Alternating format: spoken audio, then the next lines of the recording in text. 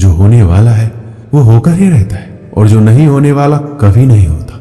ऐसा निश्चय जिनकी बुद्धि में होता है उन्हें चिंता कभी नहीं सताती है।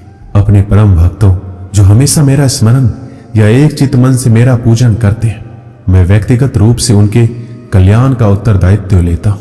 जो कोई भी व्यक्ति जिस किसी भी देवता की पूजा विश्वास के साथ करने की इच्छा रखता है, मैं उस व्यक्ति का विश्वास उसी देवता में दृढ़ कर देता हूं। अच्छे कर्म करने के बावजूद भी लोग केवल आपकी बुराइयां ही याद रखेंगे, इसलिए लोग क्या कहते हैं इस पर ध्यान मत दो, तुम अपना कर्म करते रहो।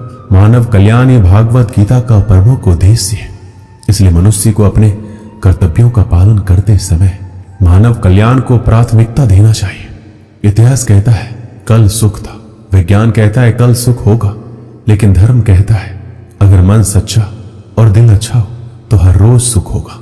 क्रोध से भ्रम पैदा होता है, भ्रम से बुद्धि व्यग्र होती है, जब बुद्धि व्यग्र होती है तो तर्क नष्ट हो जाता है, और जब तर्क नष्ट होता है तब व्यक्ति का पतन होता है। अपने आप को ईश्वर के प्रति समर्पित कर दो, यही सबसे बड़ा सहारा है। जो कोई भी इस सहारे को पहचान गया है वह डर, चिंता और दुखों से आजाद रहता है। मनुष्य को अपने कर्मों के संभावित परिणामों से प्राप्त होने वाली विजय या पराजय, लाभ या हानि, प्रसन्नता या दुख इत्यादि के बारे में सोचकर चिंता से ग्रसित नहीं होना चाहिए। ना तो यह शरीर तुम्हारा है, ना ही तुम इस शरीर के मालिक हो। यह शरीर 5 तत्वों से बना है, आग, जल, वायु, पृथ्वी और आकाश। एक दिन यह शरीर इन्हीं 5 तत्वों में विलीन हो जाएगा। मनुष्य का मन इंद्रियों के चक्रव्यूह के कारण भ्रमित रहता है, जो वासना, लालच, आलस्य जैसी बुरी आदतों से ग्रसित हो जाता है। इसलिए मनुष्य का अपने मन एवं आत्मा पर पूर्ण नियंत्रण होना चाहिए। मनुष्य को अपने धर्म के अनुसार कर्म करना चाहिए। जैसे विद्यार्थी का धर्म विद्या प्राप्त करना, सैनिक का धर्म देश की रक्षा करना। जिस मानव का जो कर्तव्य है उसे वह कर्तव्य पूर्ण करना चाहिए।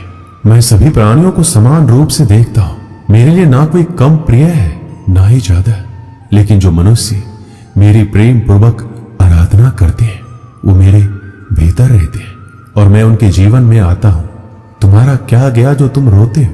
तुम क्या लाए थे जो तुमने खो दिया? तुमने क्या पैदा किया था जो नष्ट हो गया? तुमने जो लिया यहीं से लिया, जो दिया यहीं पर दिया।